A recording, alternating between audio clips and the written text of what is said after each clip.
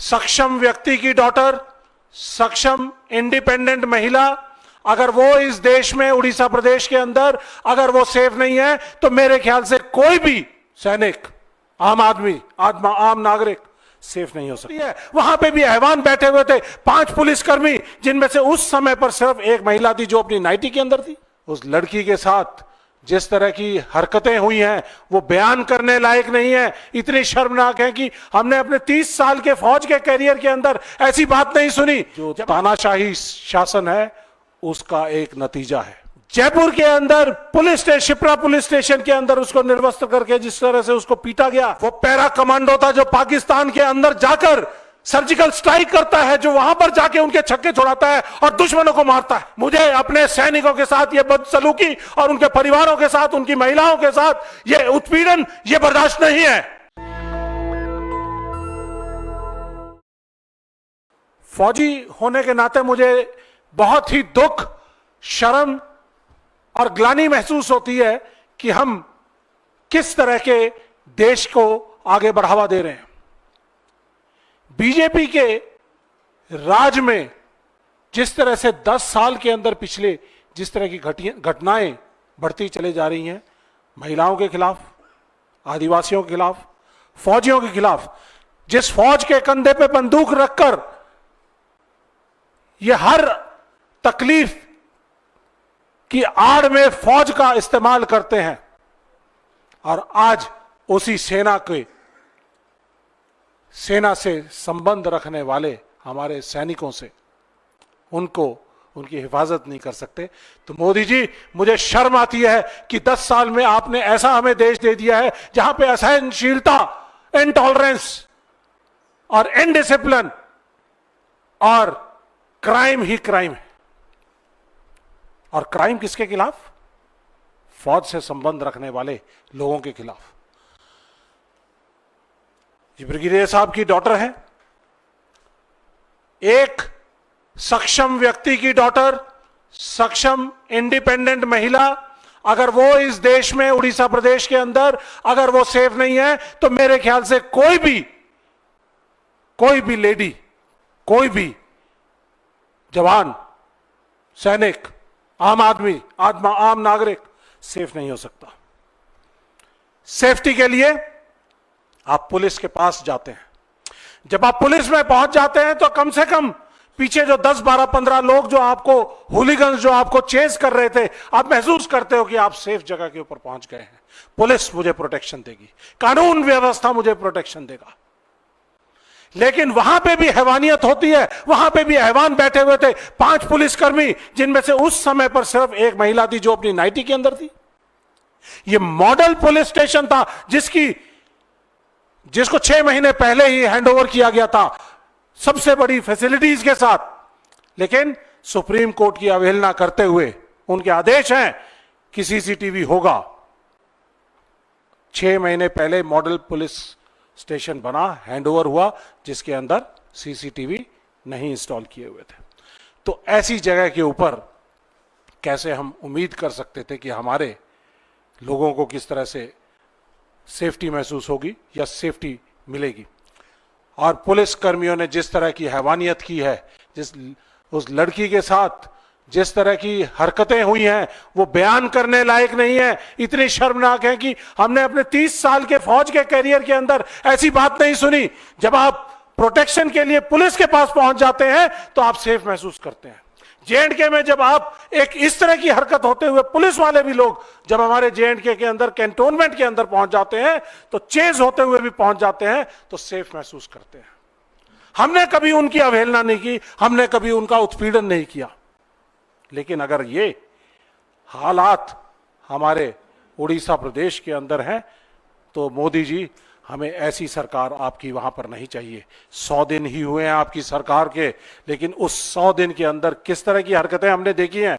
जिस तरह से इन्होंने बताया कि एक सार्जेंट वैकुंठ प्रधान के साथ एक सही गाड़ी ना भेजने की वजह से उनके गवर्नर रघुवर प्रसाद जी के बेटे ने किस तरह से उसके साथ बदसलूकी की, मार पिटाई की, और पब्लिकली उनके लड़के ने भी और उनके साथ उनके साथियों ने भी। यह है गुंडा राज, ये बीजेपी के असहनशील, इंटॉलरेंस और इनडिसिप्लिन और जो तानाशाही शासन है उसका एक नतीजा है। हमने नहीं देखा था ऐसा। तो साथियों, ऐसी ही घटनाएं लगातार पिछले कुछ समय के अंदर हुई हैं। जैसे बताया, मणिपुर के अंदर हमारे सैनिक जो कारगिल की लड़ाई में, युद्ध के अंदर पाकिस्तान के मुजाहिदीनों से लड़ता लड़ता जो है वो उनके छक्के छुड़ा दिए, लेकिन अपनी महिला, अपनी वाइफ को वो सेफ नहीं कर पाया, बचा नहीं पाया। और मोदी जी और मोदी जी के मुख्यमंत्री अमित शाह चुप बैठे हैं और आज तक उसके ऊपर एक भी बात नहीं बोलते। मेरा जो जवान जयपुर के अंदर जिसको निर्वस्त्र करके जयपुर के अंदर police station, Shipra police station के अंदर उसको निर्वस्त्र करके जिस तरह से उसको पीटा गया, वो पैरा कमांडो था जो पाकिस्तान के अंदर जाकर सर्जिकल स्ट्राइक करता है, जो वहां पर जाके उनके छक्के छुड़ाता है और दुश्मनों को मारता है। अपने ही देश के अंदर बीजेपी की सरकार में राजस्थान की राजधानी के अंदर अनसेफ है। नहीं मंजूर मुझे ये देश, नहीं मंजूर मुझे ये ऐसा बीजेपी का राज्य कि जहां हमारे सैनिक भी सेफ नहीं है, सैनिकों के परिवार भी सेफ नहीं है। नहीं चाहिए ऐसे।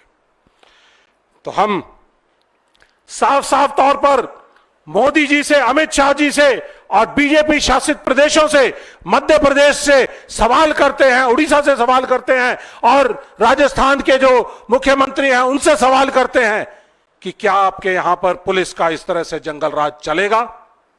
तो चलेगा तो हम उसको बर्दाश्त करने के लिए तैयार नहीं है। मैं यहां से यह बताना चाहता हूं कि यह चिट्ठी लिखी है लेफ्टिनेंट जनरल PS शेखावत, जो मध्य भारत एरिया के कमांडर है, उड़ीसा के चीफ जस्टिस को चिट्ठी लिखी है। चीफ जस्टिस को चिट्ठी लिखने की जरूरत नहीं होनी चाहिए ऐसी घटना के ऊपर। एक जनरल साहब को कहना पड़े, गुहार लगानी पड़े कि हम आपसे न्याय की मांग करते हैं। ये चीफ जस्टिस साहब को अपने आप सो मोटो इसका संज्ञान लेते हुए उसका एक्शन करना चाहिए था। और लेकिन जब उस महिला को जब बेल ग्रांट की गई तो उस बेल के अंदर उन्होंने एक बड़ी साफ चीज लिखी है कि जो लोअर जुडिशरी के जो ऑफिसर थे उन्होंने अपना जुडिशियल एक्यूमेन या नॉलेज उसका सही इस्तेमाल ना करते हुए जैसे पुलिस ने उनको परोस दिया वैसे का वैसा उन्होंने उसके ऊपर ऑर्डर दे दिया और उनकी बेल को नामंजूर कर दिया गया था। ये मंजूर नहीं है। लेकिन ऑनरेबल हाई कोर्ट के जस्टिस उन्होंने बेल ग्रांट की, हम उनका धन्यवाद करते हैं। इसके साथ साथ एक चीज और बड़ी इंपॉर्टेंट यहां पर है, इन्होंने लिखा है जनरल साहब ने कि आर्मी ऑफिसर को अनलॉफुल कस्टडी के अंदर 14 घंटे तक रखा गया है।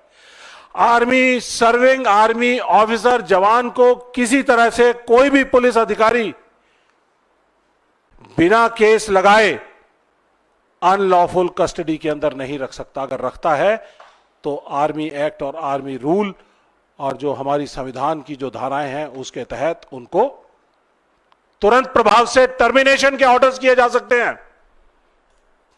सस्पेंशन नहीं चाहिए हमें। तो हम सरकार से उम्मीद लगाते हैं और डिमांड करते हैं, दो तरह की डिमांड। पहली तो मैं अपने चीफ ऑफ आर्मी स्टाफ से डिमांड करना चाहूंगा कि आप प्रधानमंत्री कार्यालय को प्रेशराइज करिए और उनको कहिए कि हमें यह मंजूर नहीं है कि हमारे जो सैनिकों, पूर्व सैनिकों, उनके परिवारों के साथ जो गलत हो रहा है इस देश के अंदर वो हमें बर्दाश्त नहीं है।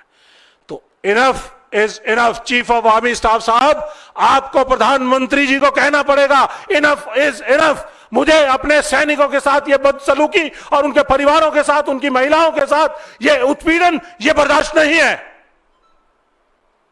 और तुरंत प्रभाव से इन पांचों के पांचों पुलिस कर्मियों को टर्मिनेट किया जाए, यह हमारी डिमांड है। इसके साथ साथ हम यह भी कहना चाहते हैं कि जैसे एक इंडिपेंडेंट जुडिशियल इंक्वायरी इसके ऊपर होनी चाहिए ताकि ट्रांसपेरेंट तौर पे सारी बात सामने आए। इसी तरह की डिमांड हम करते हैं कि इंदौर के इंसिडेंट के ऊपर, इसी तरह की डिमांड हम करते हैं जयपुर के इंसिडेंट के ऊपर कि जुडिशियल इंक्वायरी की जानी चाहिए और इन विक्टिम्स को कॉम्प्रहेंसिव मेडिकल, लीगल, साइकोलॉजिकल हर तरह की इनको सपोर्ट मिलनी चाहिए। और इसके साथ साथ आर्मी एक्ट, आर्मी रूल हमें प्रोटेक्ट करता है बहुत चीजों से, हमसे बहुत अधिकार, फंडामेंटल अधिकार ले लेते हैं, लेकिन बहुत चीजों से प्रोटेक्ट भी करते हैं। उनका सही संज्ञान लेते हुए एक कानून जरूर बनना चाहिए ताकि कोई दोबारा से पुलिस में वर्दी वाला गुंडा हमारे सैनिकों के साथ ऐसा उत्पीड़न ना कर सके, उनके परिवारों के साथ ऐसा उत्पीड़न ना कर सके। और लास्टली मैं चाहूंगा कि चीफ ऑफ आर्मी स्टाफ से, प्रधानमंत्री जी से, अमित शाह जी से, रक्षा मंत्री जी से कि हमारे आर्मी के कर्मियों की, परिवारों की सेफ्टी, सिक्योरिटी की हिफाजत करना आपकी जिम्मेदारी है, क्योंकि जब वो सरहद के ऊपर लड़ाई लड़ रहा होता है तो उसके दिमाग में सिर्फ एक ही बात है कि मेरे को अपने देश के लिए काम आना है, इस लड़ाई को, इस टारगेट को हासिल करना है, जीतना है। या तो मैं जीत के आऊंगा, तिरंगा में लिपट के आऊंगा, या मैं जीत का तिरंगा वहां पर फहरा कर आऊंगा। यह जज्बा है, यह जज्बा हम तभी कायम रख सकते हैं जब हमारे परिवार यहां पे महफूज और सेफ होंगे। और सेफ्टी और सिक्योरिटी परिवार की ये पूरे देश की जिम्मेदारी है। साथ साथ प्रधानमंत्री जी आपको इंश्योर करना पड़ेगा, अपने बीजेपी की सरकारों को खासकर उनको इंश्योर करना पड़ेगा ताकि ये दोबारा से ऐसी हरकत ना हो। और लास्ट में मैं ये भी डिमांड करता हूं कि एक्स सर्विसमैन कमीशन बनना चाहिए, जिसकी डिमांड हमारी बहुत पुरानी है कि जिस तरह से SC ST कमीशन, महिला कमीशन, महिला आयोग है, इसी तरह से एक्स सर्विसमैन कमीशन होना चाहिए ताकि हम उस एक्स सर्विसमैन कमीशन से गुहार लगा सकें ताकि ये 5 इस तरह के वर्दी वाले गुंडे उन बुलाकर हम उनकी जुडिशियल इंक्वायरी करने की ताकत रख सकें। ये हम डिमांड करते हैं। Thank you. नेशनल दस्तक की आपसे गुजारिश है कि अगर इसको बचाना चाहते हैं तो नेशनल दस्तक को सब्सक्राइब करने के लिए रेड कलर के सब्सक्राइब बटन को दबाएं, फिर बेल आइकन की घंटी दबाएं। नेशनल दस्तक को बचाने के लिए बहुत जरूरी है कि हर खबर को शेयर करें, लाइक करें, कमेंट जरूर करें।